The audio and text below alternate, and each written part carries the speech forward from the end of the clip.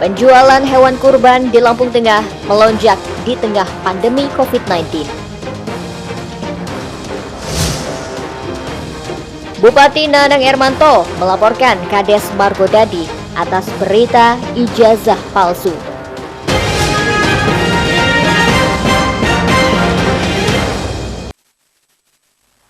Tabi pun, selamat pagi pemirsa, kita berjumpa lagi dalam iNews Lampung, program berita daerah jaringan televisi terbesar di Indonesia, iNews TV. Pagi ini kami menyajikan informasi menarik tentang berbagai peristiwa serta dinamika pembangunan di Lampung. Menjelang Hari Raya Idul Adha, penjualan hewan kurban di berbagai daerah fluktuatif.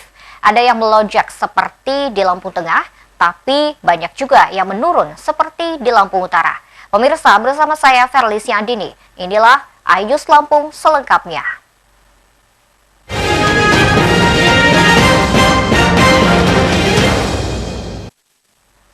Pembatalan penyelenggaraan ibadah haji di tahun ini karena dampak COVID-19 menjadi berkah tersendiri bagi para penjual hewan kurban di Lampung Tengah.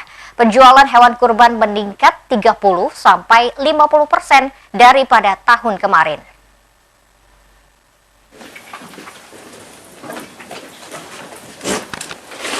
Pandemi COVID-19 menjadi berkah tersendiri bagi penjual hewan kurban. Penjualan hewan kurban meningkat 30-50% dibandingkan tahun kemarin. Selain penjualan, harga jual hewan kurban juga naik. Penjual hewan kurban di Kampung Jaya Sakti senang permintaan hewan kurban naik drastis. Tidak hanya dari Lampung Tengah, permintaan hewan kurban dari luar Sumatera juga berdatangan. Konfit itu kita ngedon bener. Gimana nanti penjualannya? Saya itu alhamdulillah pas menjelang Idul Adha ini malah kita naik harga naik sekitar 20-25%. Untuk pesanan kita ada yang dari Jakarta. Untuk minggu-minggu ini sekitar 70-80 ekor sudah keluar. Pedagang hewan kurban di Kampung Muji Rahayu, Kecamatan Seputih Agung juga bahagia karena penjualan yang meningkat. Beberapa calon jemaah haji yang batal berangkat mengalokasikan dana mereka untuk membeli hewan kurban. Alhamdulillah, malah sebaliknya. Dari tahun dulu itu penjualan sapi habis Hari Raya Idul Fitri, biasanya saya bisa kirim cuma 15. Tapi alhamdulillah Hari Raya ini 50-an lebih. Artinya naik apa turun atau saudara? Naik. Ini alhamdulillah malah jadi berkah bagi peternak sapi. Ya kayak saya biasanya cari uang sedikit-sedikit, alhamdulillah bisa lah sekarang dapat duitnya lah. Dari Lampung Tengah, Roy Emperleoli, iNews melaporkan. Kondisi berbeda justru terjadi di Kota Bumi, Lampung Utara. Menjelang Idul Adha, sejumlah pedagang hewan kurban mengeluhkan sepinya pembeli. Menurutnya, daya beli masyarakat diduga akibat dari pandemi COVID-19.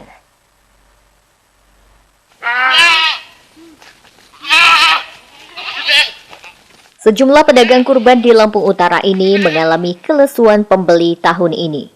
Jika tahun lalu, dalam sepekan sebelum Hari Raya, pedagang bisa menjual hewan kurban hingga 40 ekor kambing. Kali ini hanya 15 ekor saja. Pedagang hewan kurban di Jalan Lebung Curup, Kecamatan Kota Bumi, mengeluhkan merosotnya pembeli. Pandemi COVID-19 sangat memukul perekonomian setempat. Daya beli masyarakat menurun, termasuk untuk pembelian hewan kurban. Saya emang udah profesi, Pak. Jadi tiap tahun menyediakan kambing-kambing kurban. Bermacam ukuran, dari yang 2,5 juta, di bawah 2 juta juga ada kambing-kambing kita, kambing kacang itu, sampai 3,5 juta. Sumartono hanya bisa berharap kambing kurban miliknya bisa terjual di Hari Raya. Hal ini untuk menutupi kerugian pakan ternak selama setahun. Dari Lampung Utara, Haryadi Haga, iNews melaporkan. Pemirsa, menjelang Hari Raya Idul Adha, lapak penjualan hewan kurban mulai bertebaran di sudut-sudut kota. Namun, dibutuhkan kecermatan untuk membeli hewan yang layak untuk dikurbankan.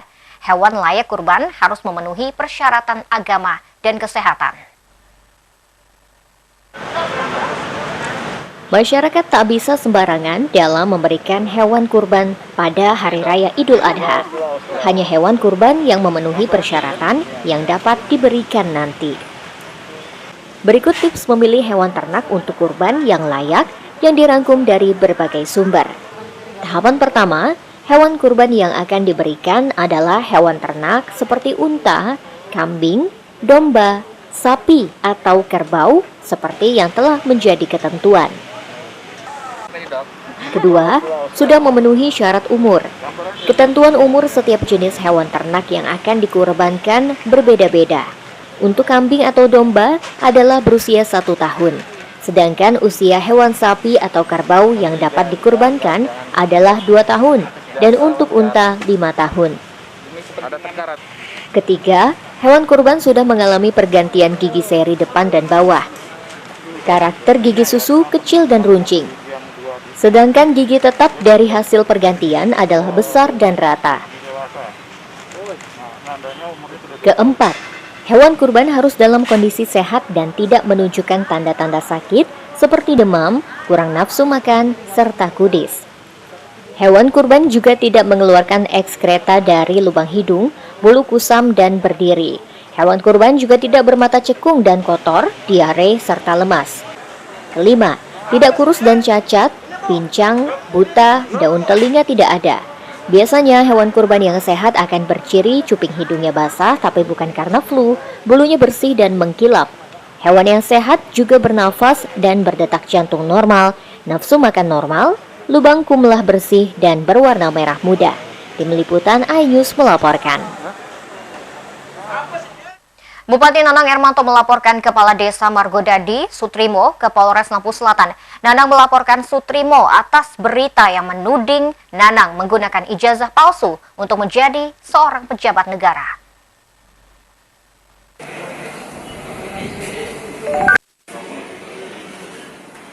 Laporan diwakili tim kuasa hukum Bupati ke unit SPKT Polres Lampung Selatan.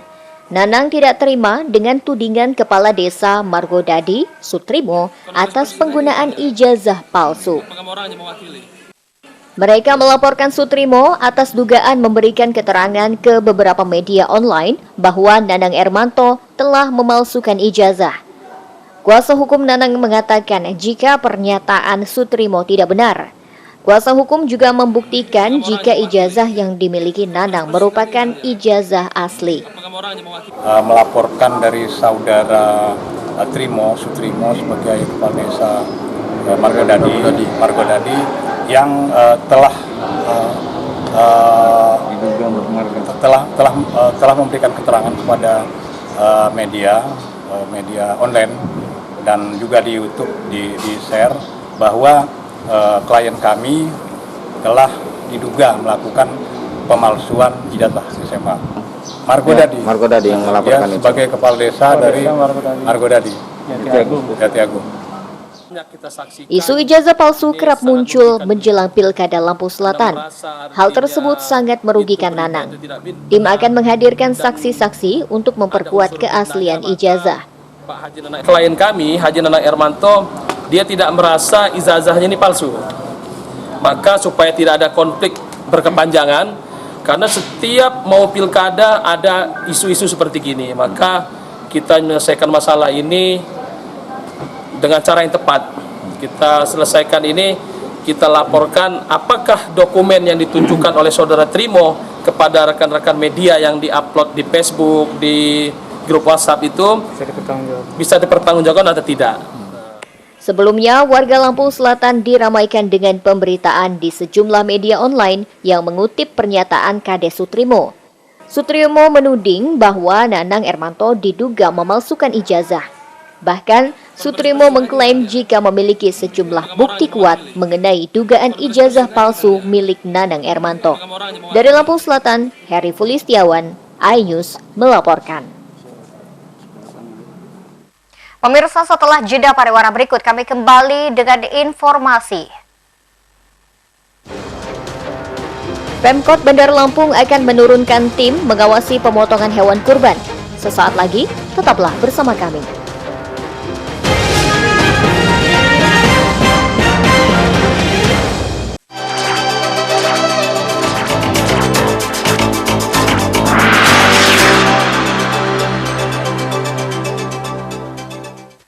Terima kasih Anda masih bersama kami. Pemkot Bandar Lampung terus berupaya menekan penyebaran COVID-19. Untuk mencegah kasus COVID-19 saat Hari Raya Idul Adha, Pemkot akan menerjunkan tim untuk mengawasi proses penyembelihan kurban. Pemkot akan menerjunkan tim yang bertugas melakukan pengawasan dan memastikan pelaksanaan kurban dengan menerapkan protokol kesehatan. Wali Kota mengingatkan panitia pemotongan hewan kurban untuk menerapkan protokol kesehatan. Tidak hanya panitia, pengemasan daging kurban juga harus steril. Yang motong sapi, motong kambing, laksanakanlah protokol kesehatan ya. Karena kalau motong harus pakai apa? Sarung tangan, cuci tangan, supaya bersih semua hasilnya. Masker, ya. Oke. Warga diminta tidak menghadiri langsung pemotongan hewan kurban. Larangan ini untuk menjaga kelompok yang resiko tinggi tertular seperti anak-anak dan orang tua. Panitia penyelenggara Idul Adha mendistribusikan daging kurban secara langsung kepada para mustahik. Dari Bandar Lampung, Ruslan AS, iNews melaporkan.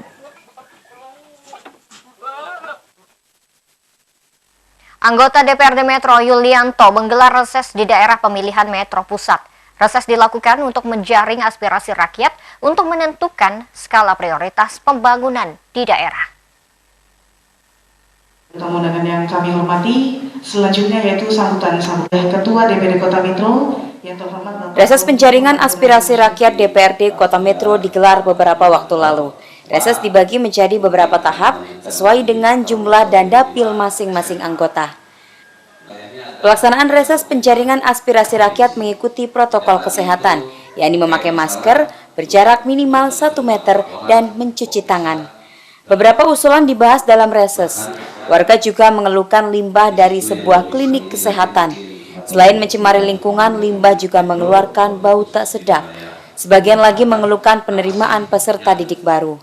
Masyarakat yang ada di lingkungan sekitar ini, tarifnya pun istilahnya dulu waktu memberi izin itu akan ada istilahnya perbedaan lah, entah istilahnya diskon atau subsidi, tapi selama ini belum bisa. Itu yang pertama, masalah penanganan limbahnya untuk rumah sakit Ajija. Yang kedua untuk masalah fisik, karena di lingkungan RW 05 ini terutama saya yang prihatin di jalan irigasi Pak Yuli, itu walaupun toh ini harusnya lebih diperindah untuk menangani, jangan sampai istilahnya banyak dilalui orang udah tapi fisiknya kurang, supaya apa, masyarakat bukan di RW 05 saja membuang sampah di irigasi, karena itu dibuat bukan untuk buang sampah. Nah kan itu supaya berindah. Itu juga punya diperlukan untuk memperlancar, memecah di perkampungan ini. Memang sudah ramai tapi fisiknya kurang, itu terutama. Kemudian yang ketiga, ini umum di Kota Metro ini belum memiliki BUMD yang menangani kestabilan harga produksi di Kota Metro, sehingga tergantung dari tengkulak, baik sayuran, pertanian, ternak dan sebagainya. Kalau di Kota Metro memiliki badan usaha milik daerah yang mengcover untuk menstabilkan harga sesuai dengan ini, sehingga ekonomi itu akan masyarakat yang selama ini berusaha di bidang peternakan, perdagangan ataupun di pertanian pada umumnya di Kota Metro ini mampu istilahnya ditangani oleh pemerintah daerah sebagai jembatan untuk menstabilkan harga-harga komoditas pertanian yang masih eksis di Kota Metro. Iya, ada berdasar dari surat dari Kementerian Pendidikan dan Kebudayaan di pusat. Itu memang ada menyebutkan boleh untuk surat keterangan domisili. Jadi itu yang jadi agak sedikit kacau lah di situ ya. Padahal sebenarnya kan kalau kita secara normatif kemarin sudah kita bahas dengan Dinas Pendidikan Kota Metro, itu diupayakan orang itu bisa setahun lah baru bisa dapat untuk keterangan domisili. Tapi nggak tahu rupanya ada surat ini, kita nggak bisa untuk mengaktifasinya. Yang kedua masalah kaitannya dengan penerimaan yang ternyata ini meledak. Ternyata kan kaitannya dengan masalah prestasi dan seterusnya itu kan, terutama yang di zonasi itu yang jadi masalah. Orang yang lebih dekat nggak terima, yang jauh karena memang datang baru dia zonanya lebih dekat nih. Itu jadi masalah. Jadi itu yang jadi sampai sekarang belum clear ini. Memang kalau untuk penerimaan siswa baru. Tapi kalau untuk yang kota metro, insya Allah nanti kita tidak akan ada yang namanya surat keterangan domisili untuk SMP dan SD ya. Nah, tapi kalau untuk SMA ini kan terus terang kita kewenangannya tidak bisa full ya, karena memang itu kewenangan sudah provinsi ya. Nah, tapi nanti kita akan sampaikan dengan kawan-kawan kita di fraksi di provinsi kaitannya dengan masalah ini. Nah, kalau yang tadi ini kaitan masalah ini, saya kira ya nanti kita akan sampaikan ke Dinas Kesehatan Kota Metro segera untuk supaya dilakukan evaluasi tentang masalah limbah ya, penanganan limbah, masalah limbah rumah sakit Azizah ya. Nah, ini supaya nanti juga jadi perhatian, karena kalau sampai nanti ngeluh semuanya ini segini banyak repot, dan kawan-kawan yang ada di rumah sakit Azizah harus juga memperhatikan yang namanya kebutuhan masyarakat sini. Reses dilakukan 2 kali dalam 1 tahun dengan tujuan menjaring aspirasi rakyat. Tujuan reses untuk mengetahui pembangunan yang diperlukan dalam daerah tersebut. Usulan ini nantinya akan ditindaklanjuti ke tingkat fraksi hingga pihak eksekutif. Dari Metro, Yuzar dan Joko Jodipra, iNews melaporkan. Ketua DPD Kota Metro. Pemirsa, setelah pesan-pesan berikut ini kami kembali dengan informasi. Anggota DPRD Metro menggelar reses untuk menjaring aspirasi warga. Selengkapnya hanya di iNews Lampung.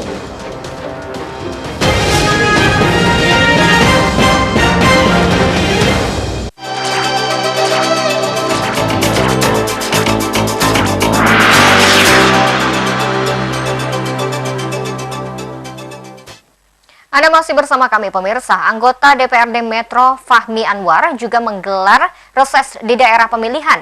Di hadapan konstituen, Fahmi menjelaskan tentang proses penyaluran bantuan bagi warga terdampak COVID-19. Dan pemirsa, informasi tersebut sekaligus mengakhiri iNews Lampung hari ini. Saya Verly Siandini mewakili kru yang bertugas undur diri. Terima kasih dan sampai jumpa.